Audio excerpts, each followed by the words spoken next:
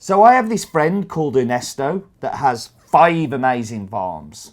One of them is called Los Brumas, and he has a Pacamara that's washed from there that is going to be an exclusive just for subscribers.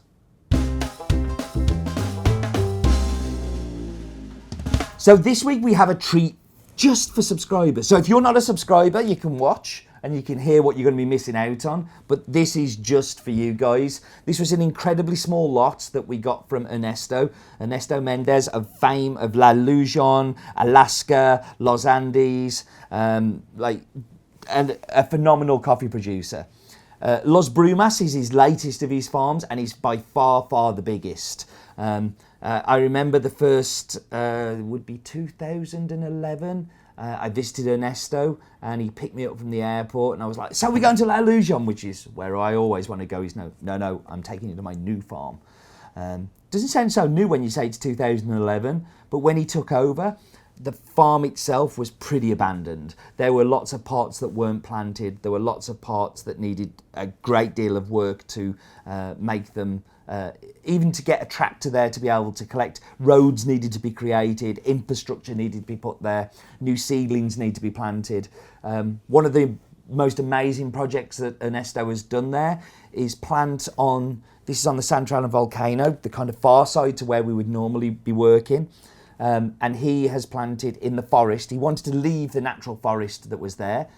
So planted geisha and pacamaras in the wild forest that have taken 7 years to give their first harvest. It is so covered and there's so little daylight there from the tree canopy that it's just not producing quickly. But what we've cut from there has been amazing. Now, part of that is because this farm, a lot of the land was virgin earth. It hadn't been planted in. If you think about a forest, nobody plants in a forest. That would be a crazy idea. Now, this is the Pacamara from just below the forest project.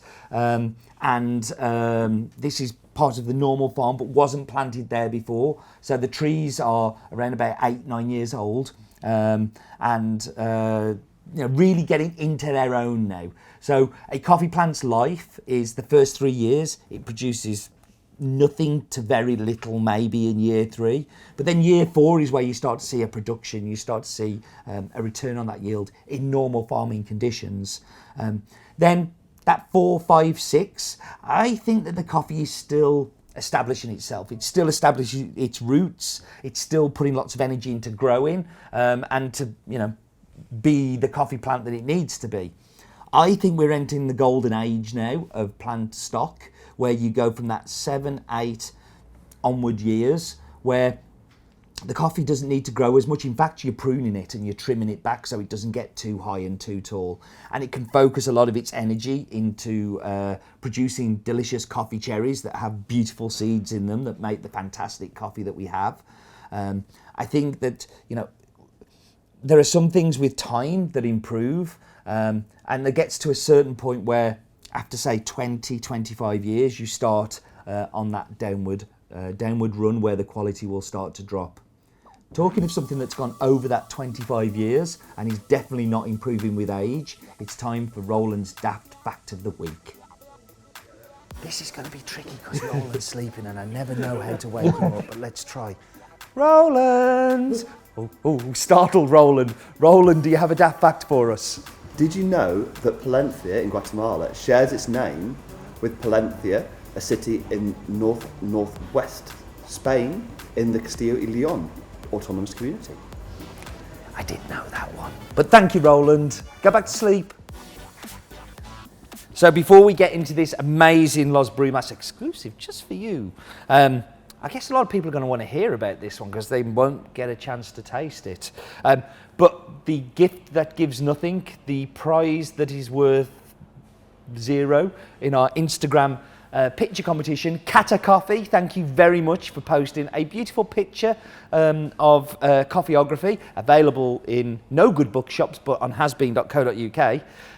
Talking about Adair Perdomo, a producer that we worked with in the past, and she was in London in Esther's, which is one of our favourite coffee shops here at Has Been, and found a copy of the book and took a little Instagram picture of it. So thank you, Kata Cafe.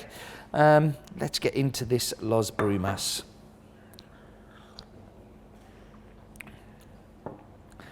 So this coffee is very texture driven. I want you to think about mouthfeel when I give this descriptor. Not necessarily flavour as much, but mouthfeel. So think marshmallow. So that it fills your mouth. It's really, really big. On top of that, there's a beautiful lemon acidity that runs through it, which is really tangy, sharp, bright, and then finishes with a fantastic high cocoa content chocolate or like cocoa nibs. That really kind of a little bitterness, a little bit of to it, a little bit. An amazing coffee, exclusive to In My Mug subscribers. So everybody else, I'm sorry, maybe next year. But actually, no, maybe not next year. It's your own fault for not subscribing. If you don't subscribe, please subscribe to our In My Mug coffee subscription, because life is too short for bad coffee.